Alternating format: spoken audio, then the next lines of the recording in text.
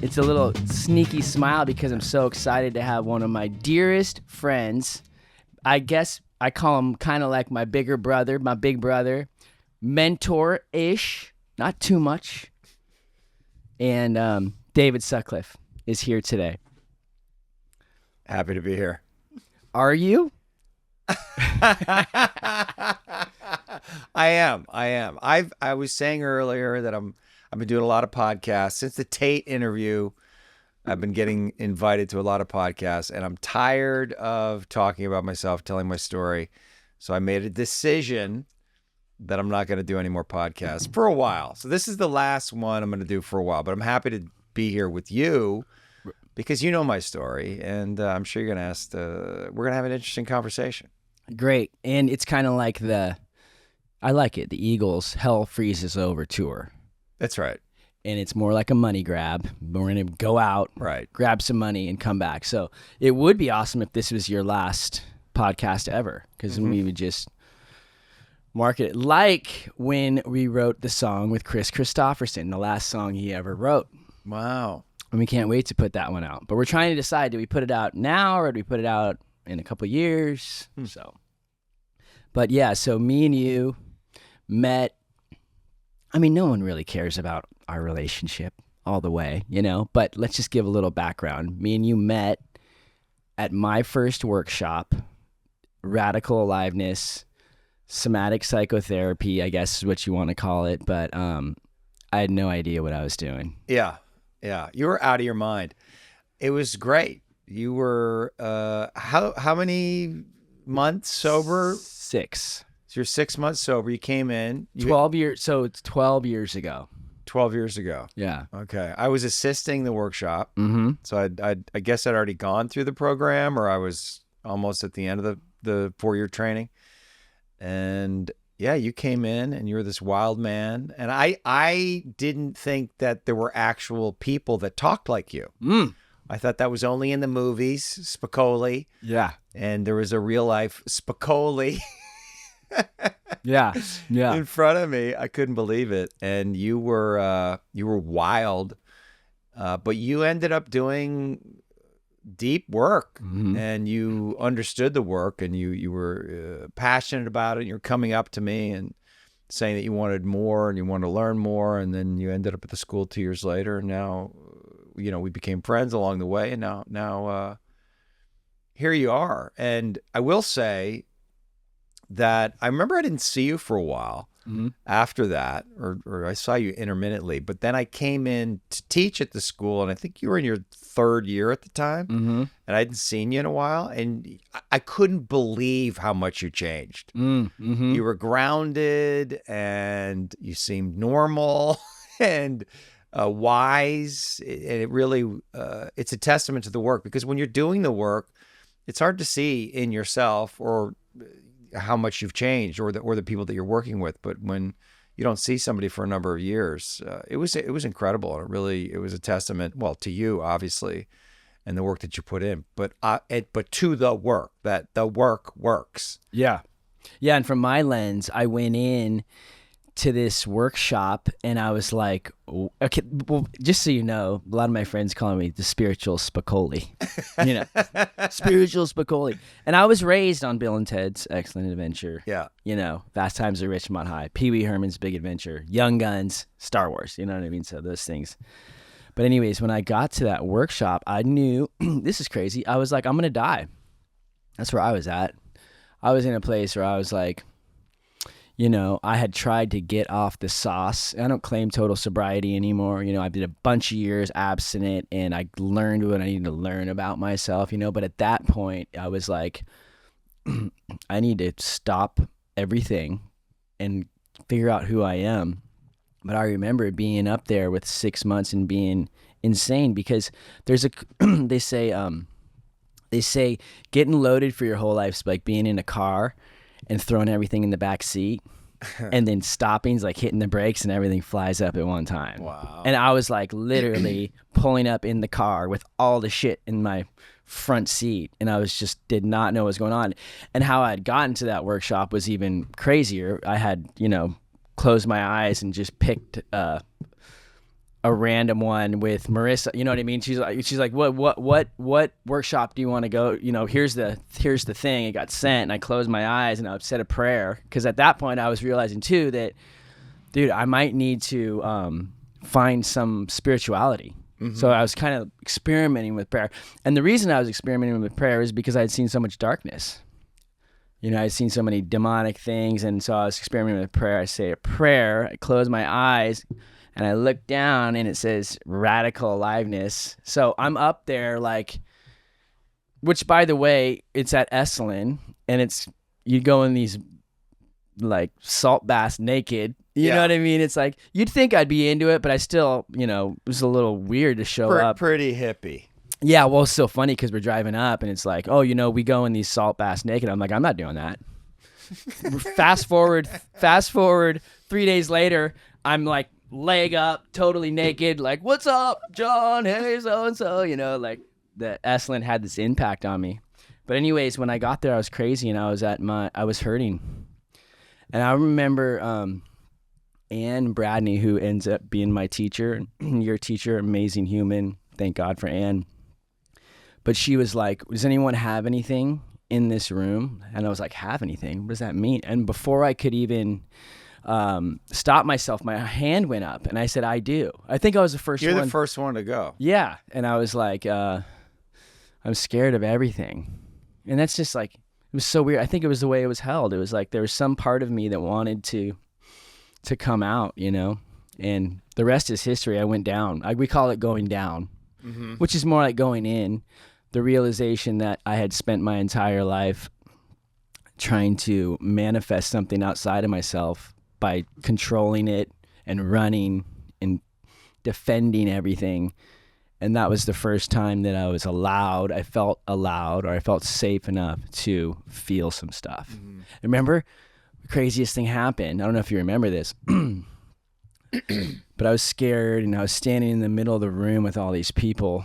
And then I laid down, and I couldn't cry, but I knew I had so much sadness and pain, and I was laying there, and then this guy, I forget his name, crawled over, put his hand on my foot, and he started crying. Miguel? No, it wasn't Miguel. It was like, I remember. He had a really bad BO. That's what I remember. Smelled really bad. But it was, and when he cried, it cracked. Why? Why does that happen? Well, we do have mirror neurons, so there's a way that we can feel each other. That's a real thing. Like, we're empathetic beings. So very often in workshops like that, you can feel what other people are feeling, or you can feel the thing that they won't feel. And so it may be blocked in you, but somehow it'll come through another person. So it's a very common thing to have happen. And so yeah. And then so he starts crying, and then I start crying for frickin' 6 days, pretty much. You know what I mean? It's like, just, it unlocks this thing, this something in me, and I get teared up even thinking about it. But then something really magical happened. I felt like alive. That was the name of the workshop. Yeah. I remember standing there on the edge of the cliff, like feeling like Rocky Balboa. Literally on the edge of the cliff. Like, literally, the wind, like it was like Big Sur. Titanic. Like I was on the tip of the Titanic, and I was just like, and I just remember just being like, I could feel myself. I felt something, and like I felt alive. And I just remember that moment. And then I think the second day I went in, and somebody went from like, I don't really know what's going on with me, I'm not happy, to like, I'm gay. Or something, like admitted something, you know what I mean? Like admitted some huge thing. Right. I don't remember exactly what, but like from here to here. And I just remember saying I could do this the rest of my life. That's what I want to do. Interesting. I remember going, I want to do that. Yeah, that was sort of my experience as well. I've been doing therapy for a number of years, and I'd done core energetics with a one-on-one therapist in Toronto, a guy named Tom Strutt, and I was sold instantly because, you know, talked about before, talk therapy, it's great, but you're talking, you're in control, and I wanted to feel, and I got into Tom's office, and he used the tools and the hitting and the punching, and all of a sudden all these emotions started to come out. So I was a little bit primed for it. But when I went up in 2006 for my first time, I had a similar experience to you. I got cracked open in a way that I never had before, and completely changed my life. But I thought this work is magical and everybody needs to know about it. And the way that Anne practices it was so interesting to me. And I had that thought, like, I want to know what she knows, and I want to be able to do what she does. So, yeah. And now, now here we are. Now there's a part of me, if I'm honest, I'm over it. Yeah. Yeah. It's like I've done that. I've integrated it. I love the work, but I just decided I don't really want to do workshops anymore. Mm-hmm. I just want to write and teach. So it's interesting to get to that place, because I remember Warren, like he didn't, he was about my age, mid-50s, and he was still doing workshops, but he wasn't, doing that much. He was doing one-on-one sessions and the rest of it. And I thought, how could you not want to do workshops? That's where all the action is. It's so exciting. But yeah, I'm in this place where I've been doing it for a long time. Right. Since 2011. I graduated from the school in, 2012, but I started in 2011 running groups, and was in Toronto for a number of years and just did tons and tons of workshops. But yeah, something's changing, where it's almost like I want to integrate everything that I've learned and then use it in some new way. Right. So I'm in some kind of transition with it. Yeah, and I know you've done a lot of podcasts lately, because you did do the podcast you already had a following. You did the podcast with Andrew Tate. For those of you guys who don't know who Andrew Tate is, he gets a bad rap, toxic masculine. He comes hard. He's speaking his truth. He gets sent down. He got shut down, censored, put in jail in Romania. Yeah. You guys can look him up if you want. And most people know who Andrew Tate is. Mostly, I think he's the most Googled man. That's what he claims. Yeah. I would highly suggest to watch the interview that David does with him, because he goes under the hood. He lifts, everyone's looking at, if Andrew Tate was a car, everyone's looking at his car and getting triggered by whatever it is. You went under the hood, and I thought that was super powerful. You guys can watch that. One thing that probably comes up in a lot of the podcasts too, you were an actor. Yep. In Hollywood. Mm-hmm. And Gilmore Girls, right? You were Rory's dad, right? I love it. And the girl wanted a picture of you all these years later. Yeah, just yesterday. It's crazy. But I think so our following doesn't know you. Mm-hmm. Yeah. And I want to just say, I'm always thinking about the person out there that's on the edge. That's on their edge, the edge of like, I want something more, or I'm struggling. I just don't know. I don't know what that is. I don't know what that is. So maybe if you could talk about, just, you don't have to go too far into it, but I'd love for people to hear about, you were this guy, you felt something was coming or changing, and then you did this thing, and then you kind of started to find yourself. Yeah. Make sense? Yeah. But a lot of people are interested in my story because I gave up a successful career, a career that a lot of people dream about having. Hollywood, I'm an actor, I'm on television, I'm doing movies, I'm making lots of money, I'm dating pretty girls, the whole thing. And so that the fact that I gave that up to do what I'm doing now is interesting for people.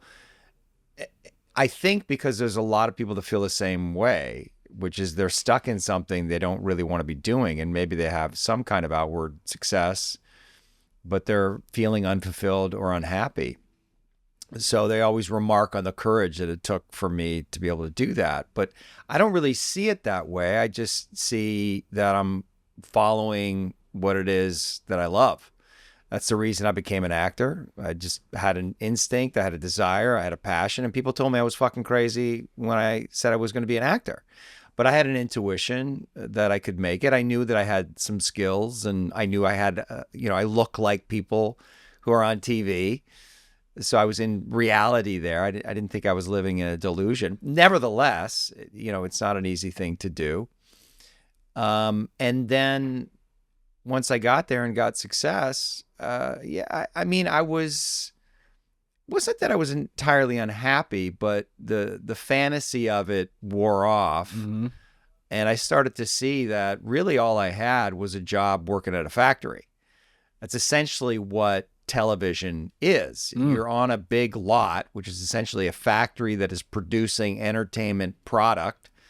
And there's tons of people working on the factory line. And I just happened to be the actor, and which was fine. You're well paid and you have a lot of social status, but I didn't feel entirely free. I didn't feel like creatively that I was fully expressed. And I felt contained a little bit, but it was hard to reconcile because I'm quote unquote living the dream. But I was always interested in therapy and Gestalt therapy, and I tried all different kinds of therapy. And so then when I found this therapy, and as I just said, there was this impulse to learn more about it. I wanted to learn everything about it, and ended up going to Ann's school for 4 years, graduated, started doing my own workshops, and then people started coming up to me unsolicited and saying, I think this is what you're supposed to be doing. And it's almost like they were reading my mind and sensing the conflict that I was in. And I heard that enough times that I knew it was true. But it was hard to give up the easy money, the status you have, the opportunities that are there. I don't want to say it's an easy life. It's not an easy life because I always had work, but as you get older, you don't know how it's going to change. I mean, you're hot one minute and you're not the next. And there's a million people that go through that system and have a show or two, have, 5, 10, 15 years of success, and then you never hear from them again. So part of it was just, self-preservation. I wanted to survive. And I developed what I felt was a skill. I had a skill that was useful in the world, facilitating and practicing this psychosomatic therapy. So it made sense that I made the transition. It was hard because my identity was wrapped up in being an actor, and I didn't know what it was going to look like. There was some part of me that wasn't even sure that I wanted it, or maybe I didn't want it in the way that I'd seen it done. And so there was no model for me. And I think that's what I'm going through now. I practiced it. I have been practicing it mostly the way that I've seen it done in the past, which is I do workshops. I've had weekly groups. I have one-on-one clients. But that's just, I don't know. I did all that. I think I learned what I needed to learn from all of that. And now I want to do something a little different. And obviously these interviews that I've done with Andrew Tate, with Candy Ken, TikTok star, and then more recently Blair White, those have been exciting for me, because they're not exactly therapy sessions, but they're close to it, and they're filmed. And so there's a way that I get to show what it is that I do, but also to create content around it. And it's having an impact. It's having a real impact on people. I mean, the reaction to the Blair White video is incredible. And she said some incredible things, and she got up and really worked. She went for it and cried, and reading the comments from her fans about the interview is really gratifying for me. And then just, the experience with Tate, and obviously that interview was controversial in some ways. But a lot of the comments on the video are essentially like, that's the best interview with Tate. That's like the realest that he's ever been. And people really appreciated it. And Tate, I know, appreciated it. He wants to do it again. That was our second one, and we'll definitely do it again. So there's something that's happening there for me that feels really alive, and it feels aligned. Like I feel like I'm doing it in a way that's not exploitive, because it could be easy to exploit that, right? To try to make something sensational. Yeah. And I don't feel like I'm doing that. So that, yeah, maybe that's, and if I think about it, it's like, what's the dream job? Well, that would be it. Just doing what I do with interesting people, influencers, because they have a lot to risk in those moments. Right. Because if it's a regular person, I mean, they have something to risk, certainly. Right. But Andrew Tate or Blair White or Candy Ken, they have big followings, and they have an image that they are consciously and unconsciously upholding. So for them to be willing to reveal themselves, in a deeper way, and to not know where the interview is going to go, right? Because if you're just a regular interview and somebody's just asking the regular questions, they have total control over that situation. But when you're sitting down with me, like, Tate doesn't have control over that interview. He may think he does, but I'm asking him questions from a completely different angle, which, by the way, he's subjecting himself to. Like, he's surrendering to the process. Like, he's allowing me to lead. Right. And so was Blair. They know that that's the frame of the interview. And so that's exciting, because you have a person sitting across from you who has a lot at stake, and you're watching in real time as something like that they're taking risks or revealing or saying things. Right. And it's exciting to think, oh, this is being filmed. This is going to go out into the world and have an impact. And so that's where the juice is for me now. And it's a lot of fun. And I'm hoping that I'm going to be able to do more. And I don't know with who, I don't know, but I'm trusting that the more that I do them, the more people are going to be attracted to it and see the value of it. And I would say that it's good for them.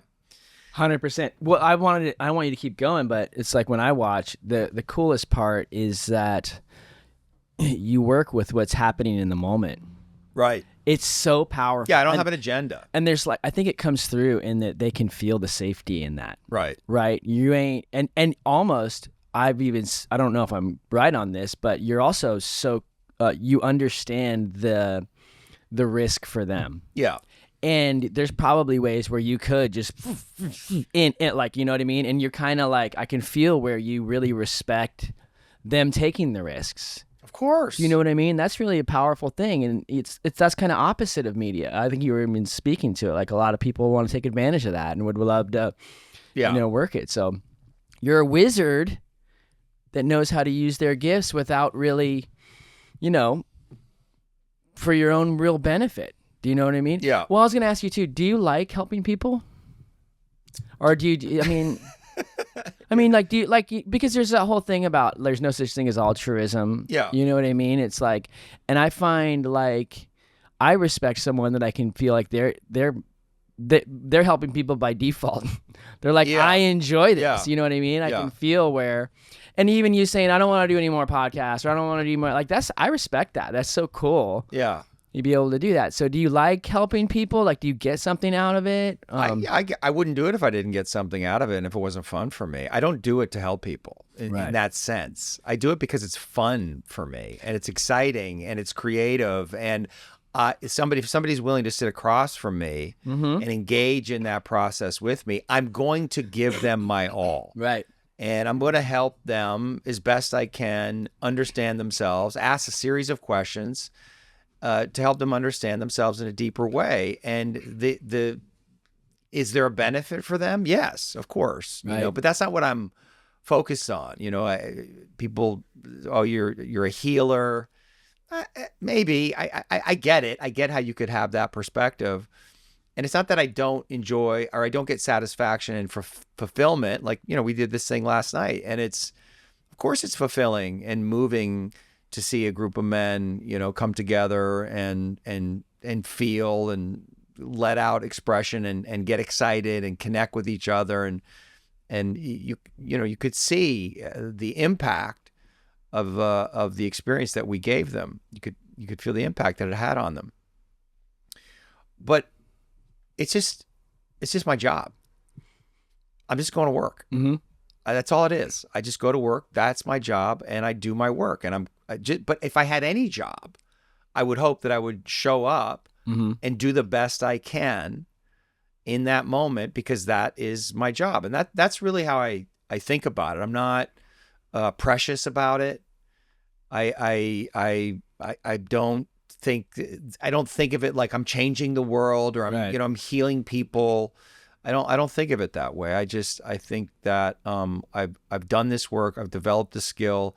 I enjoy working with people, but it's like anything else. Some days I want to go to work. Some days I don't want to go to work. Some days I'm in love with my job. Some days I hate my job.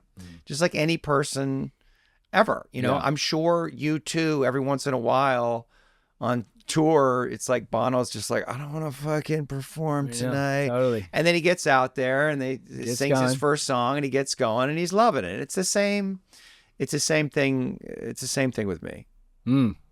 Great. Last night was awesome. It was awesome. It was so cool to be with you. I've grown a lot, you've grown a lot, but it felt different than when we worked together before, because I was just like, I was able to just be me and realize I'm different than you. Yeah. That was a big thing for me. Yeah. It was like, oh, I'm not that. I'm this. We have the same things, but it felt really good. I'm glad we did that last night. Yeah. By the way, everyone, we did a men's group last night with 30 some people, and it was awesome. It was crazy is that half the people had never done any work like that. I know. I like hearing that. It just shows me that there's probably a lot of people out there, a lot of men, a lot of women too, that don't know that just getting in a room with some people and telling ourselves, you know what I mean? Getting in a room and telling ourselves is so impactful. And, but yeah, I love it's so weird because so I see it so much in the world of like, I am the healer. I am like this way where people, think they're so altruistic in helping so many people. It's a mask. It's a mask. Yeah. Well, that's one thing I want to talk about too, is the mask. Well, the way that we were trained is that, we have an idealized self. Can you just talk about that a little bit? Because I think, again, our following, I feel like a lot of people are kind of new to this idea of that we can do work on ourselves. And maybe let's talk about the mask a little bit. Yeah, well, I mean, I think everybody understands to some degree that they're wearing a mask in the world. Right. They put something on, they hold other aspects of them back. And you may not be totally aware of it. And usually when you become aware of it, really aware of it, and you feel the pain of it, like it doesn't feel good to not fully be ourselves. So we're fake. We're a little bit fake. And you could feel it. And we're all, it's everyone. Every single person has. Why do we have it? Well, because we all had to shape ourselves in some way to stay in favor and connection with our caregivers. It's just a survival strategy. You were at one point young and vulnerable and helpless. You could not take care of yourself. And so the survival strategy becomes, I got to stay connected and in favor with mom and dad.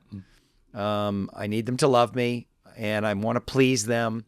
And if I can do that, then I'm going to get the things that I want. But of course, mom and dad are human and they have their own issues and their own demands that they place on us, conscious and unconscious.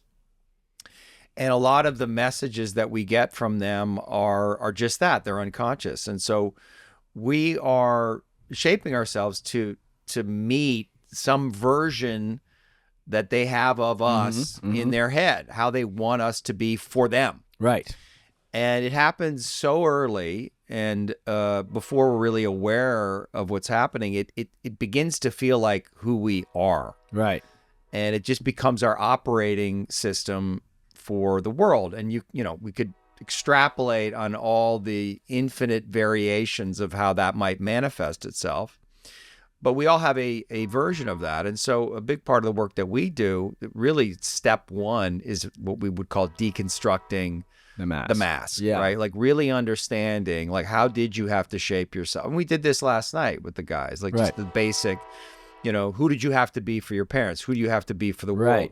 What aspects of yourself were you allowed to bring out? What aspects of yourself did you have to repress or deny? Because I think most of us want to be fully expressed. We want to be all of who we are, but we have a fear, whether it's, again, conscious or unconscious, that if I'm fully expressed, if I'm all of who I am, if I don't hold anything back, if I say everything that I think, something bad is going to happen, right? People aren't going to like me.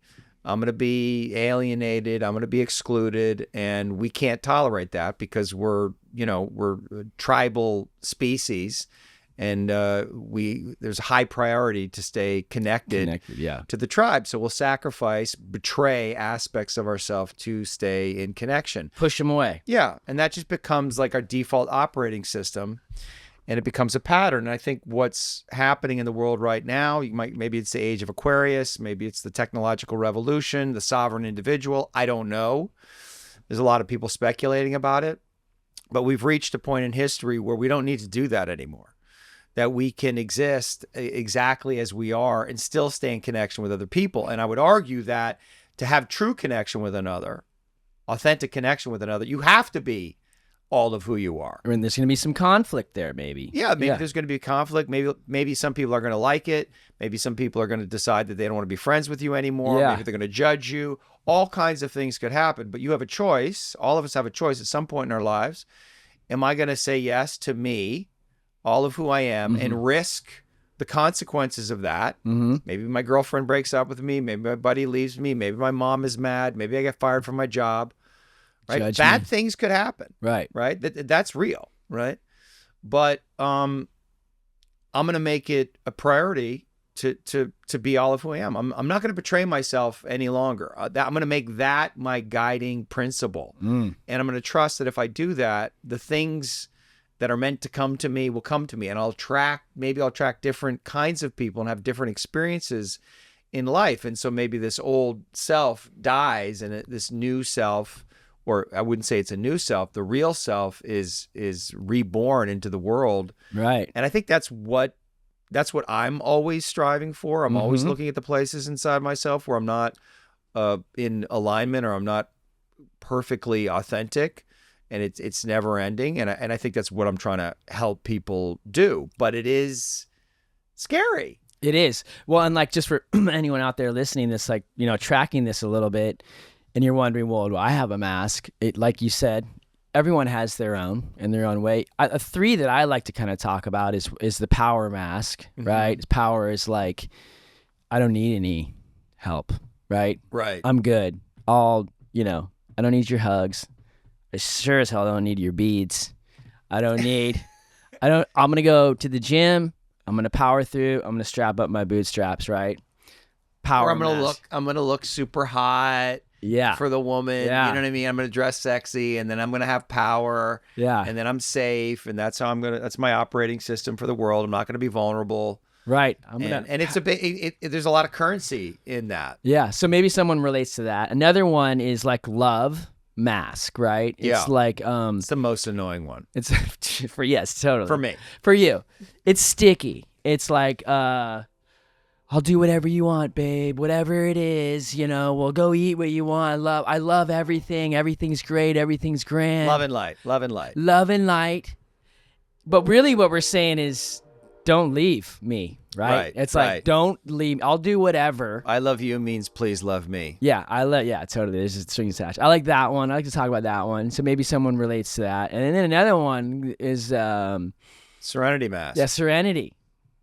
Which is like, my house just burned down and my dog got hit by a car, but it's God's will.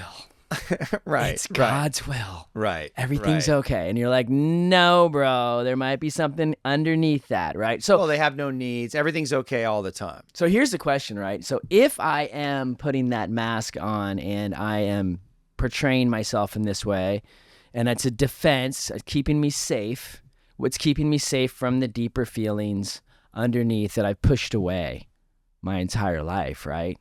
Like the parts of my, like, so if I'm in my love mask, I'm probably pushing away some rage and anger on things I don't like, right?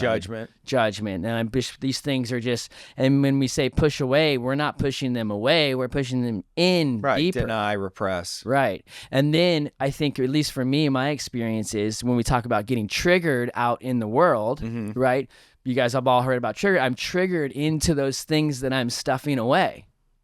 Right? Does that make sense? Is that right? I mean, it's like I'm in my mask and then something happens. Now I can't uphold my mask anymore. These feelings are kind of coming through. I'm triggered into these unconscious feelings. Does that feel true to you? Yeah, that feels true. Like when we get triggered, what's happening? Okay. Yeah, I can speak on that. What's happening when we get triggered? Well, we're not in reality. That's the first thing. Right. Right. Something. And we don't know we're not in reality. No, we don't know we're not in reality, but we think we're in reality and we rationalize. We're making somebody else wrong. We're blaming them. But really what's going on is there's feelings inside us that we are uncomfortable with. Right. And we're triggered. And something has happened externally to create this reaction inside ourselves. And then we blame the external world for how we feel. Right. Which is completely disempowering. Right. Right. It's you're at the effect of the world. You're at the mercy of the world. You're a victim. Victim to the world. Right. So that's the problem with that mindset. And so when you're triggered, when you're activated in that way by something or someone, usually what's going on is, there's something from your past that is painful. Some trauma response is being provoked and then projected onto the current situation. So you're generally not seeing reality clearly. And the example that I always use is I had a girlfriend who was late a lot. And it wasn't crazy, but she was, it was consistent. Mm-hmm. And there was one thing that she was late for that was important to me. She wasn't that late, but she was late. And when she finally got there, I was in a rage, but it wasn't like an angry rage. It was the kind of rage where I was, yelling at her, but I was almost crying. So the pain was coming. So something deeper was coming through. Exactly. Right, yeah. It shocked me because it wasn't just anger. It was something else. Mm-hmm. And she could feel it. She got scared. She wasn't scared of me. Like, it wasn't the angry. She was confused. Like, she could feel that something was going on and she didn't understand it. And literally, like, there were tears in my eyes, and I went to therapy to talk about it. I don't know how long after. It was probably a couple of months after it took me to really understand and integrate the experience. But I remembered my mother was always late picking me up, and my parents had split, so my dad wasn't around. And very often, my mom was late picking me up for school or for hockey practice. And in those moments, I would panic because there was a lot of instability in my life. Mm-hmm. And I didn't know what was going on. And did my mom forget about me? Did something happen? Like, was I going to be abandoned? That was the fear that I was having, because life at that time was very chaotic and unpredictable and scary for me as a little boy. And so my mom would finally show up and I would express my anger and dismay. But because she was so overwhelmed at that moment, being a single mother and just trying to deal with everything, she wasn't really able to hold space for my feelings. So I kind of got shut down, buried those feelings. And it almost made them bad and wrong. Like, I wasn't allowed to be upset. Right. I wasn't allowed to be afraid. Right. Wasn't allowed to have my reaction. So that's the mask, and then the mask the mask goes out, like, you got to be something else, and underneath this is all getting buried, right? Yeah.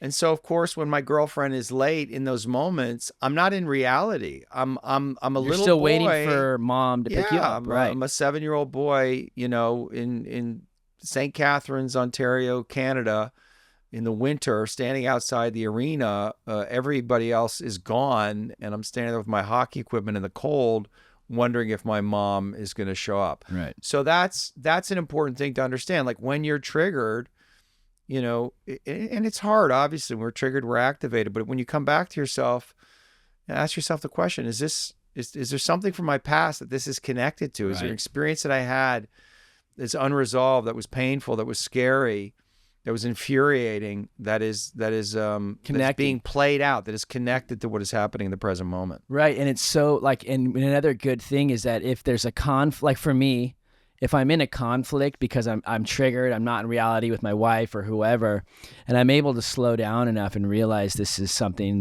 that's from the past or whatever, it's so good to know, because if I name it, like say I'm in a fight with my wife or something, we're in a conflict, and I'm like, oh, that just reminds me of my mom thing. It like softens everything. Yeah, it changes. You know what I mean? It just changes because it's the truth, right? And it's coming through. So it's really good to know that, to be able to slow down. And almost without fail, if I really slow down and I'm triggered and I close my eyes, I get a visual of some point in my life.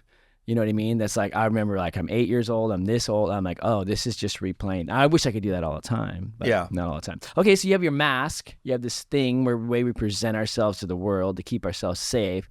And what the mask is covering is these deeper emotions we push away forever. What's underneath all that? What do you want me to talk about? You want me to talk about? Yeah, I mean, it's our core, right? It's like our higher self. There's like this. What is that? The higher self? Yeah, the higher self. The place down at the. I'm trying to lay this out for people like real clear, so we have the way we're kind of fake to the world, and we're fake because we're protecting parts of ourselves that we just don't feel safe exposing or going through. And then when we start to learn about those things, something opens up, and we're connected to. Right. Well, so, the teaching, the core energetics teaching, there's three aspects of our consciousness: the higher self, lower self, mask. So we've just talked about the mask, which is, you might call the adapted self or the idealized self-image. And then underneath that is the lower self, which, we can talk about, which, people think about it as the shadow. Yeah. It's a defense against, unconscious defense against our fear and our pain. But underneath that, at our core, is our higher self, which you might call the divine self. That part of us that is pure conscious awareness, that is unchanging. You might call it spirit. It's creativity. It's flow. Yeah. It's nature. It just is. There's an isness to it. And we've all had the experience of being in our higher self. Like when you're surfing and you're in a flow state, like you're in your higher self, that feeling of sunset, puppy, timelessness, perfectly present in the moment, this kind of other kind of intelligence greater than the rational mind opens up, and you feel connected to everyone and everything. That's higher self. And, we're here on this planet, so it's not that we're in that experience all the time, but I think we want to practice getting more and more connected to that place. And there's a lot of ways you can practice that, because you want to remind yourself of who you really are. You don't want to become identified with the mask. You don't want to become identified with all these beliefs that we have about ourselves, these limiting beliefs. You want to, remember the truth that you're an incredibly powerful being, that you're a child of God, that you're capable of everything and anything, and that abundance is everywhere, and that your creativity is a gift, and there's no shame in that place about anything. Right. Wow. And then, so like sometimes you'd think, oh, people talk about the path to healing or enlightenment or whatever. You'd think it's, I learn all these things and gain all these things. It's really about getting rid of stuff. It's really about getting rid of these layers and these masks and this lower self, working through these emotions. I mean, and really, you don't get rid of them. We just integrate them in and bring them to consciousness, right? And then we get to be in that flow state more, right? And we get, and then maybe we're not so taken out when something happens in the world. But the Matrix, the Matrix is in our mind. It's in our mind. I was going to say right here. Tell me about the Matrix. Well, the Matrix is it's just another way of describing, the illusion, the Maya that we live in. Right. The hologram. Yeah, the hologram, the not truth. Yeah. And it's very persuasive. Well, I mean, it's like, I believe it. I know. I like all my meditations, the lineage I follow. The CIA has a document about it. I mean, like, they're saying quantum physics is science way of talking about God, like all these things. But how do I forget about it? I still stress out. Yeah, you forget. It's so persuasive. Yeah, because we're also primates. We're animals, and we have all kinds of primal instincts and drives that are real. You know, for food, and for sexual drives, and for procreation, and for status and power and control and abundance and resources, right? Like that's part of who we are as well. I mean, you know, you see what's going on in the world. It's all a Game of Thrones. I mean, that's the world that we live in, right? I mean, nations are competing for land and resources. That's the way it's been from the beginning, and that's the way it still is. And so we have to reconcile to that animalistic nature of our being and come to terms with it, not deny it, not make it bad or wrong. Or try and chase utopia. Right? Yeah, it's there's like no utopia. There's yeah. we're in a dualist. I don't want to get too crazy and deep, but we're in a dual. I don't think it's the understanding's there that we're in a dualistic reality. Is that we need, and that's another thing that was awesome. I heard you talking about was conflict. You know what I mean? Like some of the best things in the world have come out of conflict. Almost anything really good comes through a conflict. You know what I mean? Whether it was, you know, Jesus, you know, sitting in the Garden of Eden, you know, or sitting in the garden running from the reptiles, Right. Or Buddha sitting under the Bodhi tree, or me and my friend getting in a conflict and we get to deeper connection, or we figure out and go our own ways, but conflict is there. It's part of this reality. But okay, before we do that, I know I've been going for a little bit, but okay, as a facilitator, I love the way I facilitate because I always like I say in the prayer, God help me help me to not know what to do here. Like I love the idea of being okay with not knowing. When I'm facilitating with people, it's like it's really freeing. And what will happen is that by not knowing or agreeing not to know, like something will come through and we'll figure it out. Yeah. But we have a misfit that's part of Portal, and his name's Tanner Wayne. I mentioned that he was on the podcast, and we've done some work together, kind of more talking and hanging out in the sauna, but he has these, and I know, and I told him I was going to ask you about it because I come to you for some things, and he said we could do it here on the air. But he's a touring musician for this big band called In Flames. He's traveling all over the world. You know, he's created the life that he wanted for himself, but he struggles with panic attacks. Mm-hmm.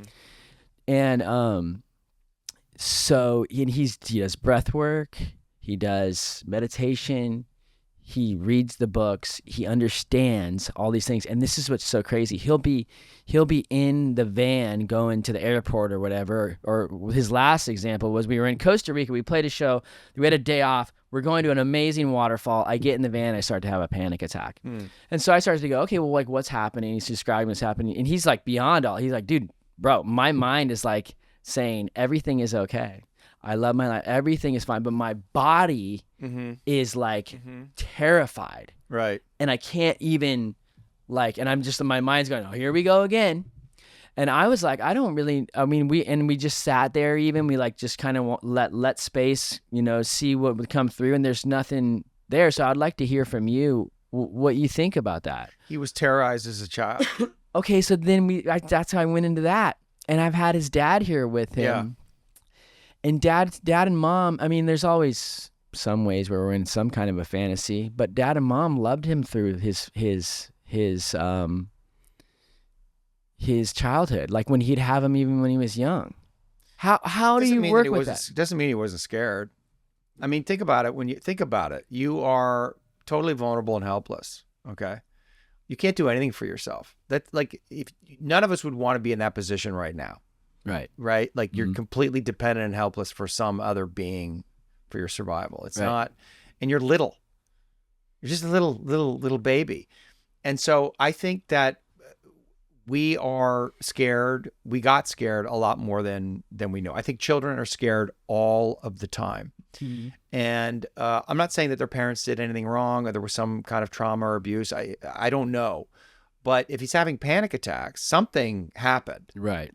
Something happened to them. Is past life Maybe. a possibility? It could be past lives, but there's something in his body, some fear, trauma, terror, I would say, that is in his body that for whatever reason gets activated in these moments. And so, you know, what would he have to do? Well, I mean, I've worked with a lot of clients with this, and I've been actually really successful in getting people over their panic attacks, which is just to name it as fear.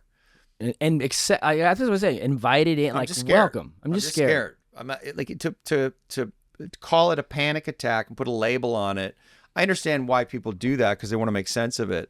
But if you just reframe it like I'm experiencing fear. Right. I don't know what this fear is about. Obviously, the fear doesn't make sense to my mind in any way, but it can't. But there's something happening in my body. Right. And I'm having this reaction, so I must be scared. And if you can just sit with that, be like, I'm scared, I'm scared, I'm scared. And you're present with the feeling.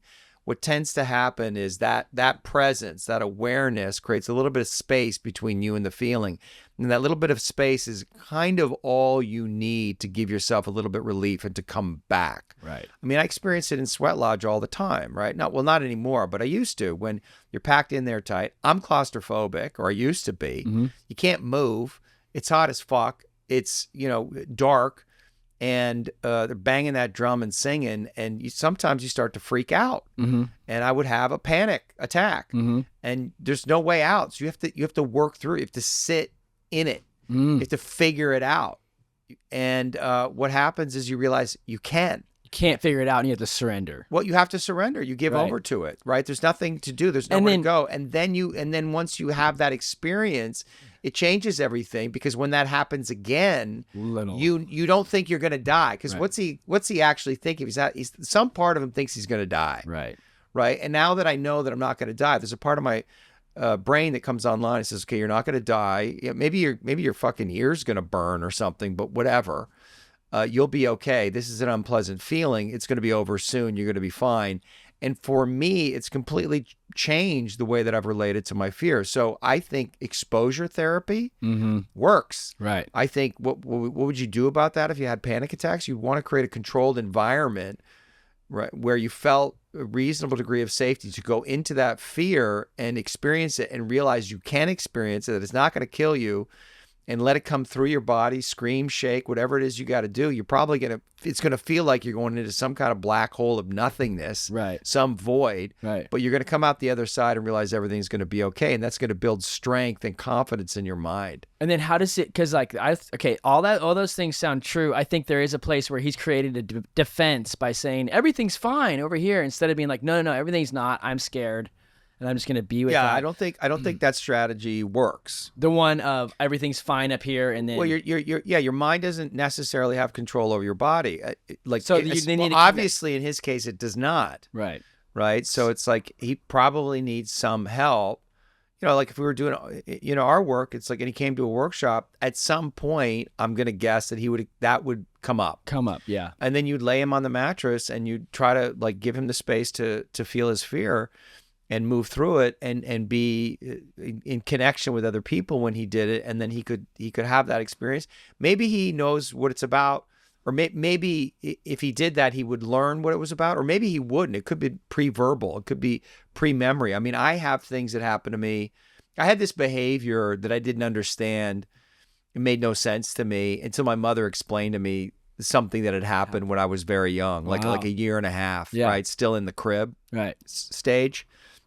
And when she told me what happened, suddenly so much made sense to me, because I couldn't figure out why I'd get this weird fear. What it was I always was terrified that I was going to get busted for shoplifting.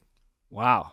I've never shoplifted in my life. I've never had an impulse to shoplift, but I was always scared. And you're not even shoplifting? I'm not even shoplifting. They're going to come up to me and they're going to be like, you're shoplifting. You've done this thing wrong. And I would have reoccurring dreams about getting caught up in some scam that I didn't even know about. And then all of a sudden their cops are bearing down and I'm going to be put in jail. And I'm like, I didn't do anything. But I have no control. And my mom told me the story where there was this ring that she had. And I was obsessed with it. I wanted to play with it. And she, kind of scolded me, don't play with this ring. And then at one point, she couldn't find the ring. Like, it was all in this sequence of events. And she thought that I'd swallowed it. Oh. And so she freaked out. And she was shaking me, and just, and imagine screaming. So imagine you're a little baby and your mother is over top of you screaming, and probably there was some energy that was like, I could kill you. Right? And I felt that. And then I opened my hand and the ring was in my hand. Right. So I was getting punished in some way for something that I didn't do. And so I always had these reoccurring dreams that I was like, I was not safe, and I was going to be accused of something that I didn't do. And that would go on and on and on. And I'm just describing the ways in which that manifested that I was aware of. Where does that manifest in ways that I'm not aware of? Just like subtle interactions where I'm just a little bit anxious or nervous, and there's no logical reason for it. And then the person I'm in a relationship with or somebody who's around me is picking up on that, and they have no idea why I'm feeling that way. And then that probably triggers something in their history because they're taking my feeling of anxiety as personally that has something to do with them. Right. And now we're completely out of reality. We're completely, in insanity. And that's how a lot of it, that's how it goes out there. Right. That's kind of what a lot of the reality that people are living in, particularly in intimate relationship. Well, dude, sorry to interrupt, but it's so crazy you say that because Tanner, when he had his first one, he was on his first tour and his band got mad at him. Oh, really? Yeah, so they got mad at him for what? For having the panic. Like he was gonna, there was some way where they were drunk or whatever. But yeah, so like created this whole thing. That's really helpful. That's good. I think there's a way where he just owns that, and maybe we do some work where he does try and move. Well, how does he feel about the fact that he had a panic attack and the guys in the band got mad at him? That one, we went through all that too. They're okay now. They apologize, but it sucked when it happened. I got really angry. I mean, it was really a stumper. I think it's the why did they care? That's the question. Yeah. Why were they so upset? They were afraid he was going to leave the band. I think that's what it was. They were afraid he was going to leave. So it was triggering. Is he the star of the band? No, he's just a drummer. But they're all friends. Yeah, not just the drummer, but drummers are weird people. I wonder if there's something that he's feeling that's in the field of the band that they don't want to face, and it comes up through him, and they want to shut it down because there's something else going on. There's some lie that they're all colluded in. That's my instinct. I like that. You explore it. Get him in here. I'll do a session. I wish he's on tour right now because I would. I want to do it with the whole band. Yeah. Okay. What do you, as David Sutcliffe, struggle with in your life? I struggle with staying on routine. I think containment. What's containment? Sometimes my feelings get the best of me. Mm-hmm. Not in acting out and screaming and yelling, but just more I'll feel doubt or fear, and I'll let it drive my behavior. Mm-hmm. So I'll have a day where I'll miss a workout, or I eat shitty food, or won't get the work done that I need to do, and I rationalize it. So there's a kind of internal structure that I'm working really hard to build. I mean, it didn't help that I was an actor for all those years, because they really treat you like a child when you're an actor, and the structure is given to you by your agents and managers and the auditions you get, and then once you're working, it's given to you by the production. They pick you up and they give you your schedule, and it's all very regimented for you. So I never developed. I mean, I was always disciplined in terms of taking care of myself, self-care and all of that, stayed in shape. But there was another kind of discipline that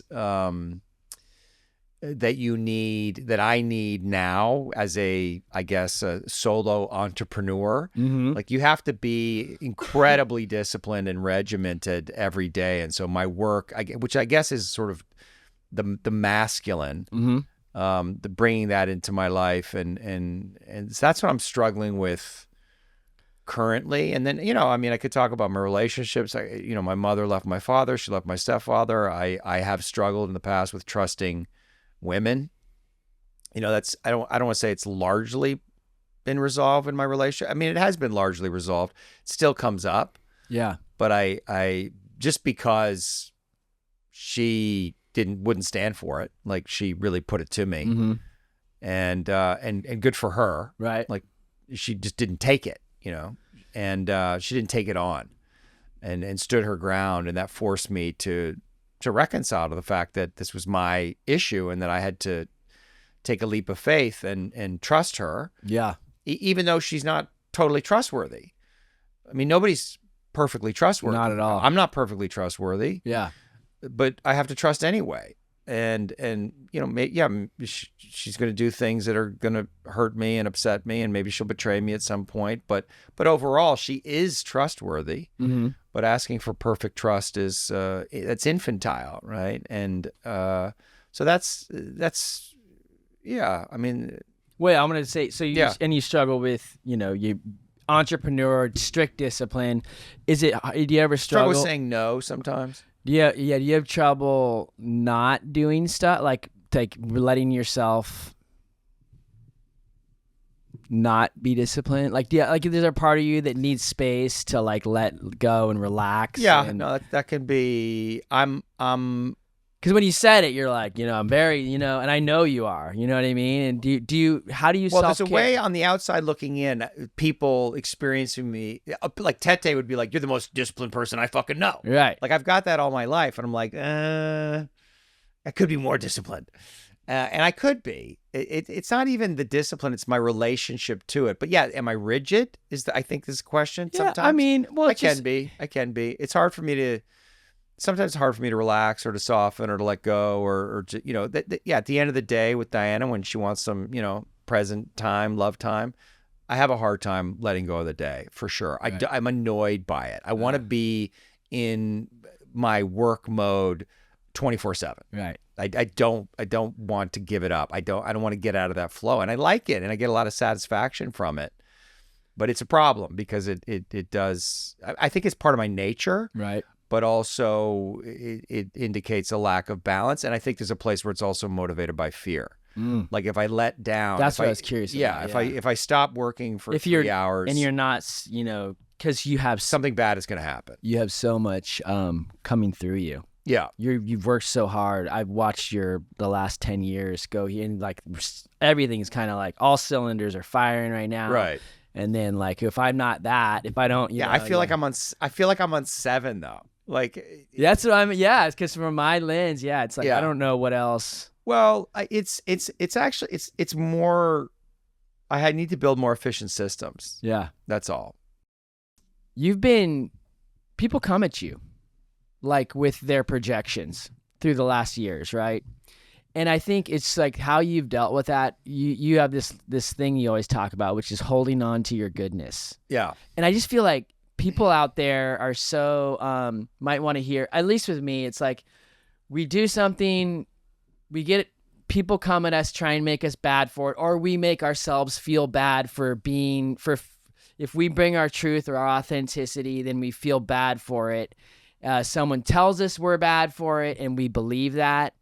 And can you just talk about holding on to your goodness? And I've come to you before too. I'm like, this and this happened, this and this happened. Right. I believe it. And you're like, well, you got to hold on to your goodness. Well, there's times you've come to me and you've done things or said things, and it's like, yeah, you were a fucking asshole. Yeah. And it's like, Brandon, no. Like you're in your history, like you're acting out, like this is a problem. Wait, I've come to you saying I've been an asshole. I'm judging myself. Like this is what's going on. Right. And I'm like, you act, and you already know, but I'm like, yeah, you acted out there. Like you're doing something. You're not all the way in reality, and you've got to own it. And in that place, and we all do that. I do that all the time, right? We all know this place. So what happens is it's very easy to turn on ourselves. Right. And say, oh my God, I did this thing. I was cruel. I said a mean thing. I'm a bad person. You succumb to the shame. That's the trap, right? The reason why are you acting out? Well, probably because you got hurt or you're afraid. Mm-hmm. It's not probably, it's 100%. Right. That's why we act out. So we have to hold ourselves in compassion there. We have to take responsibility for the things we've said and done. We have to be accountable. We need to apologize, make amends, whatever it is we have to do. We have to own it. But we also have to hold on to our goodness. Right. And the way you hold on to your goodness is understanding what was motivating the behavior, that it wasn't because you're an asshole. You're not being an asshole because you're an asshole. You're being an asshole because you're compensating for some place where you are scared or you felt hurt. Right. And everybody's got their own strategy. Sometimes people withdraw. Like that's, I can withdraw, but when Diana goes quiet, I know there's a fucking problem. Right. Right. Yeah. And there's a way that she can go quiet that is like punishing. And I can do the same thing to her. Right. And that's not cool. Right. Right. Because there's some intention in there that's like, fuck you. Like, I'm not giving you anything. Right. And she may not even know, or I may not even know like that. She may not know that she was actually hurt, that I had said something to her that it hurt her. And so, her job is to become aware of that and then get vulnerable and say, hey, you said that thing, you did that thing, or you said you're going to do this thing, you didn't do it. And, it's really hurtful to me. And maybe she has shame about admitting that, right? And so she acts out in a way that's through withdrawal and punishment. And so in that place, it's like, yeah, don't make yourself bad. Just like understand what the behavior was. Right. Give yourself some grace, right? Because when we go to the shame is the enemy. Shame is always the enemy. Yes. And I don't like people say, oh, there's healthy shame and unhealthy shame. I understand that. If you go and kill somebody and you have a shameful reaction, you're probably you're in reality. But it's really, I differentiate. So it's regret and remorse, which is I've done bad. Right. Right. And there's shame, which says I am bad. And there's no out. There's no out. Once you're bad, that's it. It's over. Right. Right. And then you have a secret and you're hiding. And what you will inevitably do is continue acting out from that place to prove it. Right. Because we are wired to be consistent with our internalized self-image. So if you actually believe that you're bad, you will consistently act in a way to confirm that belief in all kinds of ways. It may not be towards others. It may be towards yourself. Usually that's what it is. It's toward ourselves. Right. So why are people addicts? Because they hate themselves, right? Well, yeah, because they have shame, because they have self-judgment, right? And they want to get away from that. And so in some way they're punishing themselves for that belief. Yeah, they're not coming through. So just to be like clear in that spot, it's like there's a big difference between remorse, regret, or guilt. Guilt is I did something bad and I feel bad about it. Yeah. Shame is I am a bad person. I'm a bad person. I'm just bad. Yeah. That's not going to change. Good thing to know when we're in those areas, right? Yeah. Last thing. If someone is out there right now and they're like, I'm not happy or I want something different, what do you suggest to them? They don't know anything. They're just watching this.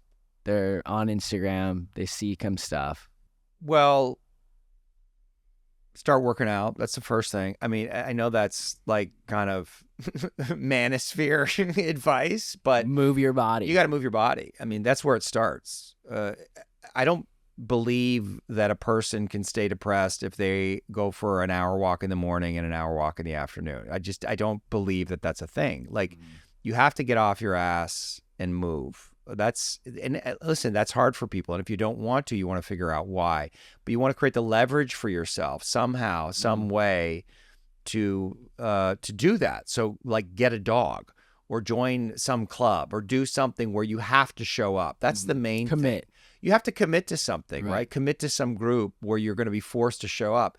And there's tons of things that that I don't want to do that I do, and I do them because they make me feel better, that I need to do them to keep my sanity. Exactly, afterward.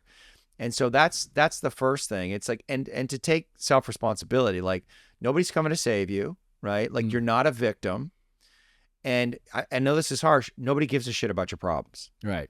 Like people don't care. They have their own, and I'm not saying that to be cynical or to be cruel, but it's like people have their own problems.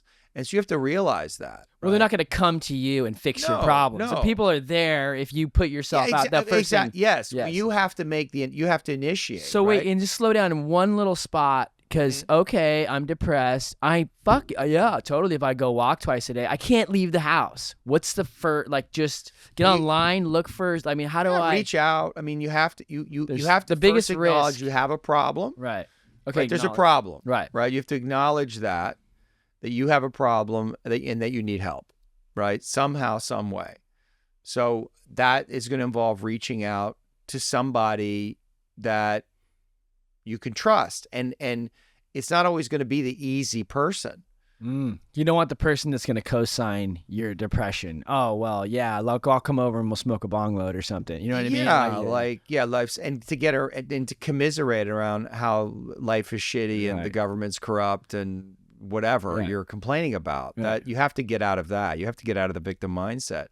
Yeah, you have to reach out for help, and that's hard for a lot of people. But that really is the only the only way out. Like you can't do it by yourself. I mean, that's the main thing that I've learned. It's like we all need help. I can't do it on my own.